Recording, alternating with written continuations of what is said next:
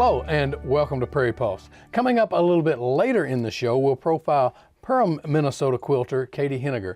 But first, joining me now is Charlene Nelson, the chairman of Empower the Taxpayer and proponent of Measure 2. And Charlene, thanks for joining us today. Pleased to be here. As we get started, we'd like to let you tell people a little bit about yourself and where you're originally from and your background. I'm married to my husband Ross, 26 years. We have 3 boys. He's from the Red River Valley area. I'm a transplant. I've lived here for 19 years, so I'm still a newcomer. Mm-hmm. But we've made our home in Casselton for the last 16, and we just love the community we live in. Okay. Well, now, how did you come to get involved with Measure 2, which of course has to do with the property tax? Well, I've been involved in other political issues before and involved in a lot of different community or citizen groups, and we were meeting and discussing kind of what our concerns were, and over again as we had these meetings, the topic of property tax just kept coming up repeatedly. This was about 5 years ago, so we began looking at what we might do to address property tax, and this was the birth of Measure 2. Okay. Well, you mentioned you've worked on other things that have been on the ballot, I understand, and in the past. Can you talk about maybe some of those that you've worked on? Sure. Probably the best known one is when we repealed Senate Bill 2191, which was a bill that House bill that the House had passed that would have gutted our financial privacy protections, and it was my real first plunge into the political arena. It was kind of a trial by fire, but I learned a lot. I met a lot of wonderful people and saw how important it is to be involved and the difference you can make here in North Dakota. Well, maybe even back up a little bit with that. What got you interested in being involved in sort of the political environment, I guess, and issues like this along the way? Well, really, I was kind of reluctant to begin with, but I had some friends who convinced me that this was important to be involved in, and that North Dakota is a open enough state. The people are good, open people, easy to talk to. It's not like a lot of other states that I think the politics is kind of shrouded in a lot of intrigue, and you don't see that so much here. And I learned firsthand that I'm a housewife from Casselton, but I learned that a housewife from Casselton can make a difference in her community, and I was happy to do it. Okay. Well, now let's move on a little bit more specific to Measure 2 that will be on the June 12th primary ballot. And for our viewers out there that may not, what is the measure really about? And how did it, well, you mentioned how it came about with you, but can you go a little more detail on what the measure is? Yeah, initially, well, as I said, we started talking about this 5 years ago, and we actually looked at a lot of different options. We looked at perhaps tying the mills to the valuations, that as values went up, mills went down. We looked at perhaps trying to flatten the rate so there weren't quite so many different property tax rates or so many different exemptions. But every time we looked at these different solutions, we ran into difficulties because, for example, you can't lower some mills. You come to a certain floor, and if you lower it below that, then you lose state funding. So we realized that it was really a lot more complicated than we had ever imagined. And that's when someone said, well, how about if we just abolish it? Well, there was stunned silence in the room when they said that, and we began talking, and it took 2 or 3 more meetings of discussing this before we agreed, yes, this is something that is not only possible, but really is the only solution. So it was introduced as a piece of legislation in the 2009 legislature, and the legislature defeated it. It didn't even make it out of the House. It was then amended to be a study, to study the feasibility of addressing property taxes like this, and that was defeated as well. That was the point at which we realized that this was not going to be addressed unless we did it as citizens, and thus we began the petitioning process. In March of 2011, we turned in nearly 30,000 signatures, and our legislature was still in session. They knew this was going to be on the ballot. They had every opportunity at that time to make one final attempt at addressing the problem, and they didn't. So we began in 2011 mapping out our strategy for the following year and 4 months or so until the June 2012 election, and here we are today. Okay. Well, and with that, you know, I understand, of course, there's a lawsuit underway currently with that your group has filed against some of the state officials who have been opposed to Measure 2. Can you talk about this and where things stand right now? Sure. We welcome debate. We've wanted a full, honest, open debate from the get-go, from back in 2009 when this first started. However, we see now our elected officials clouding the issue and muddying the waters with a lot of misstatements. And they're doing this with taxpayer money, and that's even more disturbing. So we're kind of going up against not only well-funded special interest groups, but we're also seeing our own tax money used to dissuade voters from approving the measure. We think that that's wrong. It needs to stop. We need to have open, honest elections where both sides of the issue get to talk about it, but without government and taxpayer money being used to muddy the waters. Okay. Well, from what I understand, it doesn't look like anything's going to be settled before June the 12th anyway, at least according to Attorney General Wayne Stingham. Is there any way to expedite this or not? Well, we've asked them to expedite it. As of today, I haven't heard yet if that's going to happen or not. I think it would do this, not only this measure, a real service, but the people, the citizens in general. It's a service to them to settle this issue once and for all. If the citizens of the state have a right to expect an election process doesn't have the government meddling in it. Okay. And your group has accused opponents of misinformation regarding this issue in this campaign. Do you want to talk about or respond to any of that right now? Well, some of the misinformation comes from the numbers that are being used. We hear all sorts of numbers on the tax numbers, for example. And we refer to Corey Fong's, our tax commissioner's 2010 report.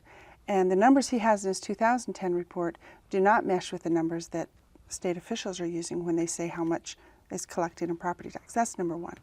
The other is the myth of the three-legged stool. There's not a three-legged stool. First of all, the state has about 30 different streams of revenue coming in. And yet, when we talk about this measure, the only thing you hear about is sales, income tax, and property tax, as if that's the only thing that they can call on to fund government. And then there's the scare tactics. Well, you're going to lose senior citizen services. You're going to lose veteran services.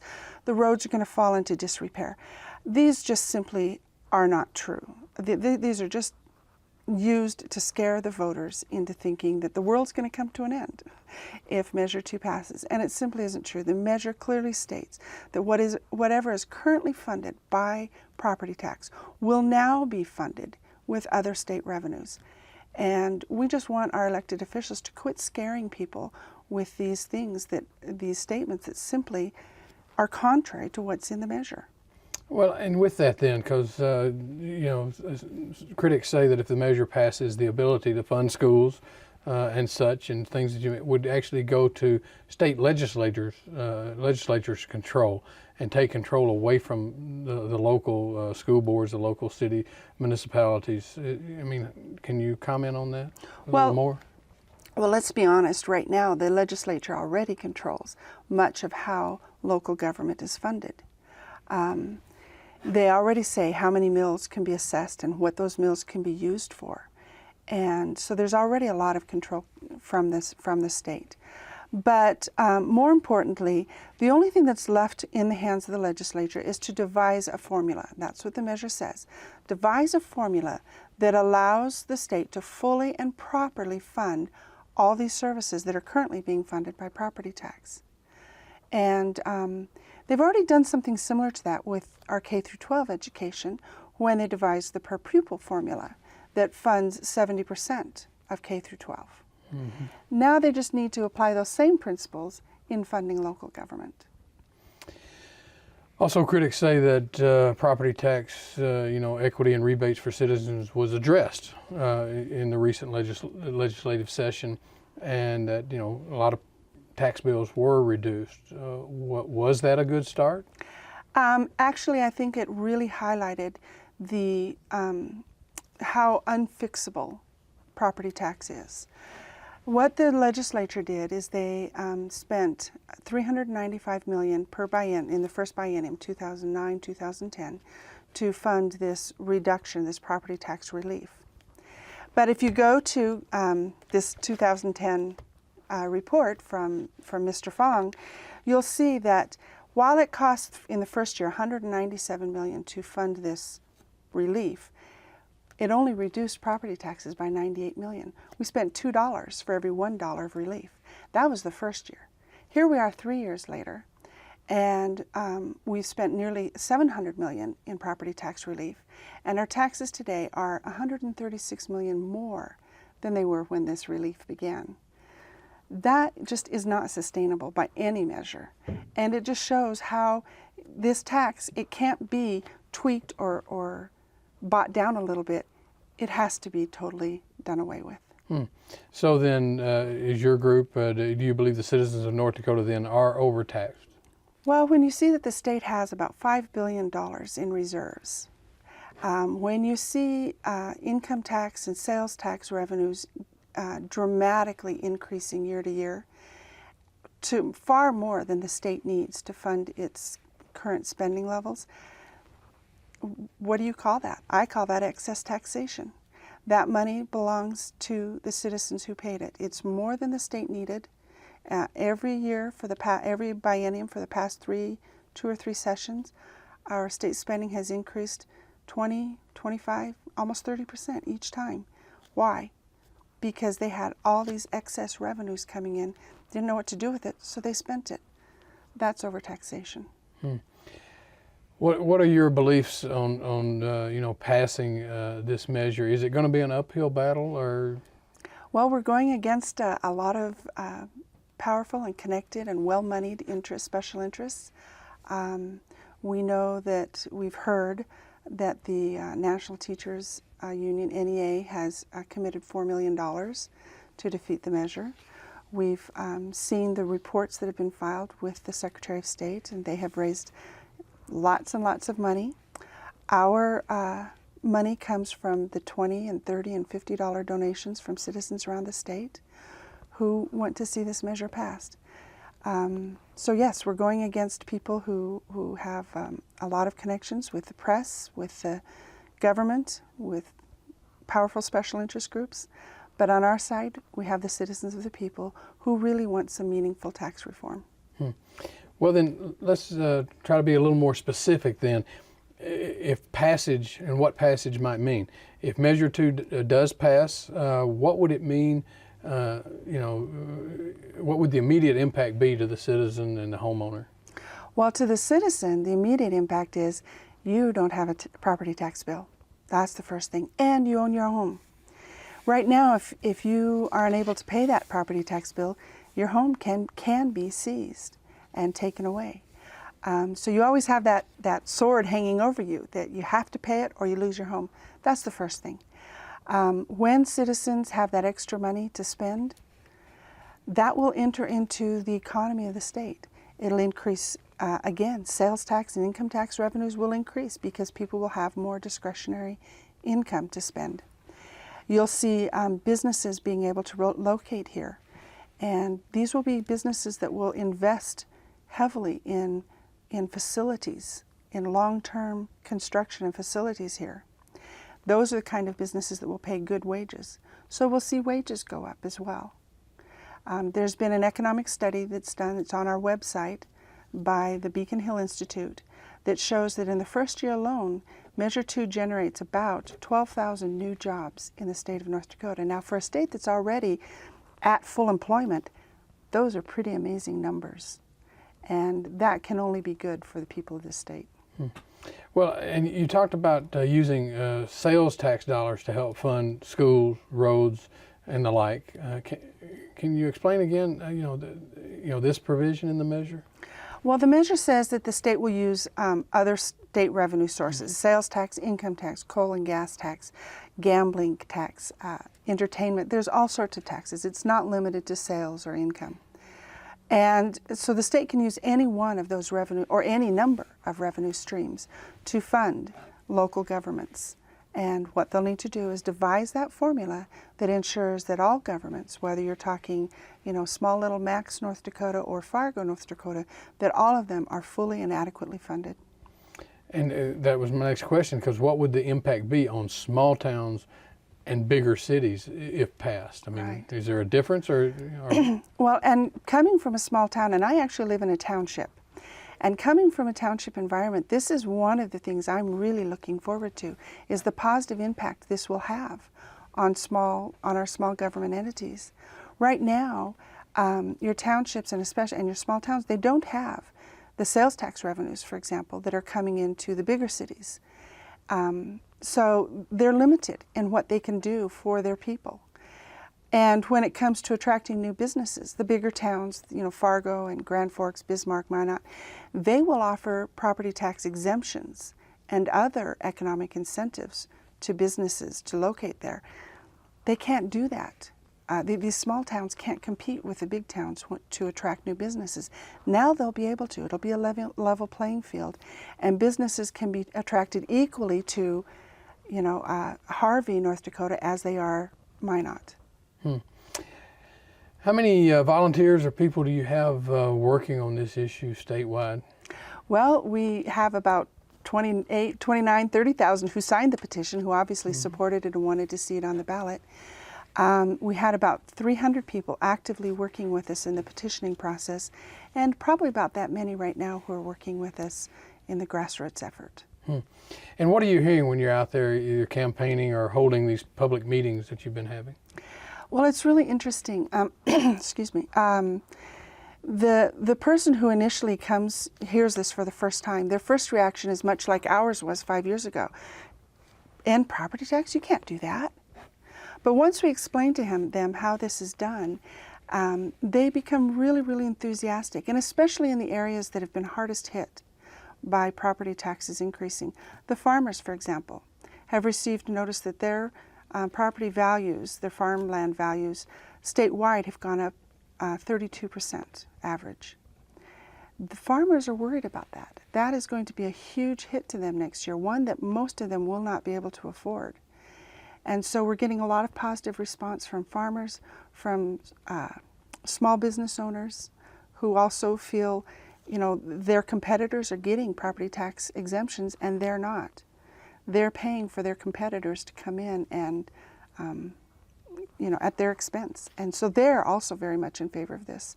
There's a spectrum of people across the state who think that this is exactly what North Dakota needs. When you've been holding these public meetings, is it more educational or is it a debate? Do you have both in the room talking about issues? Most of the time we've done it, it has been with both sides presenting their case. And usually it is, yes, in a debate forum. And we have had some informational meetings as well. We just want people to know what this measure is about, to study it and learn about it, because the more they learn about it, the more favorable they feel about it, the more positive people are that this is the right issue for them. Of course, as this program is broadcast, we're not that many days away from the primary and the election. So what are your plans between now and June the 12th in terms of getting your message out to voters? Well, we won't have the money to buy the airtime and the advertising that our opponents will. But we do have the people, and so there will be a lot of grassroots, door-to-door, person-to-person activities going on with us trying to reach our friends, our neighbors, our coworkers, and let them know how important this issue is and to vote yes. Mm-hmm. If the measure fails, is there a plan B, or what would be the next steps if the measure fails? Well, it can't go away. That's clear. We will be working tirelessly to inform the voters and our elected officials that this tax really is unfixable. You can cut it down, you can trim it down, you can tinker with it around the edges, but it always grows up and becomes stronger and bigger than it was before. So at some point, if our state legislature wants to meaningfully address this property tax, they will have to eliminate it. There really is no other solution. Now, do you have a website with information on this? Can you tell us about that? Yes, we do. It's yesm2.com, and I would encourage people to go to it. We have a book that you can purchase through the website, or you can download a free copy. We link you to a lot of the state documents, so you can see where we're getting our numbers, where we're getting our information, and so you can see for yourself why this tax needs to be addressed. Okay. Have measures like this ever been passed in other states or other cities in the country? Alaska has several counties that do not collect property tax or do not fund their government. There is no single state where the entire state has no property tax. Great Britain and Iceland have both abolished property tax in those countries. And so they demonstrate that you can fund government without taxing property. Well, and again, if people do want more information, where's the best place for them to go? Or www.yesm2.com. We have lots and lots of great information there for people to look into. Charlene, thanks so much for joining us today. Thank you. Stay tuned for more.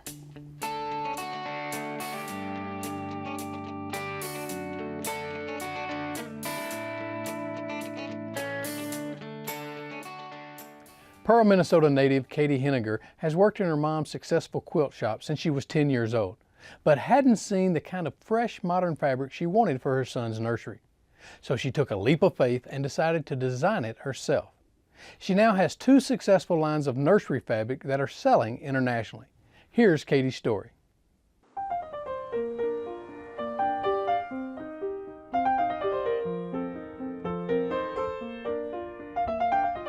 One of the cool things is that they took my exact handwriting and printed that on fabric. My name is Katie Hennagir, and I am a designer of fabric for Robert Kaufman Fabrics. Robert Kaufman is based out of Los Angeles, California, but I operate out of my mom's quilt shop and also out of my home in Perham, Minnesota. My first concept was a line of fabric that I called Chirp. It was a baby panel that featured a birth announcement square and a lot of birds throughout the whole line. Well, this is an example of when I send the company my proposal.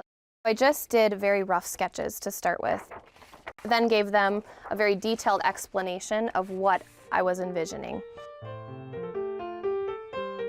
After getting the first, okay, yes, we like this idea, this concept, they also came back with more ideas of what they thought they could take from my original ideas and make even better.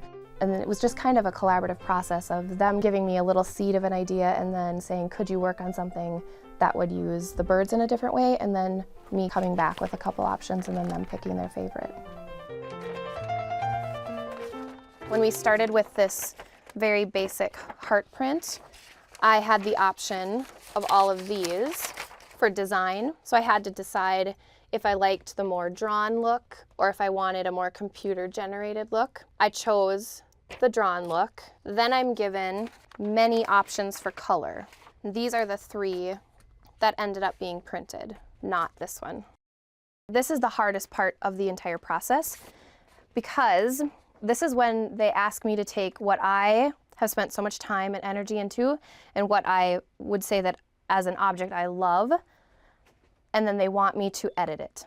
So I have to edit it down to just the right number of bolts that they feel a shop could purchase to put in their store. After I approve the artwork for the first time with Los Angeles, and they get down to every little tiny thing. Like if I had said, I don't want these leaves to be yellow, I want them to be green, they would change that. They then send the screens to Korea for the first printing. And the first printing then comes back with just a very tiny strip of fabric. So this is what I'm sent the next time. And you can see here is the fabric. So then I check this for the color. Do I like the colors? Are they a little bit too green, a little bit too yellow? Once I okay it, then they go back to and send to Korea and say, yes, it's a go. And then that's what's used for printing the entire line in 15-yard bolts. I will tell you that's the most nerve-wracking thing is when the fabric comes to our store. You would think it would be the most exciting time for me. It's the most nervous time for me because I'm always so afraid it's not going to sell. And that would be the worst feeling. Robert Kaufman has really given me the opportunity to do whatever I want to with my lines, to own my lines and, you know, stand behind them. And then they do such a great job of then taking over and marketing it to the stores that, for me, it's a perfect relationship. I do not need to go to LA. I am very, very happy living right here in Perham, Minnesota. A long time ago, I envisioned myself living in New York. I have visited New York many times. It's a great place to visit, but I would never want to live there. I live blocks away from the store. I can go home whenever I want to. It's a fabulous place for my kids to grow up. I'm right with my family all the time. No way. I would never leave. Well, that's all we have on Prairie Pulse for this week. And as always, thanks for watching.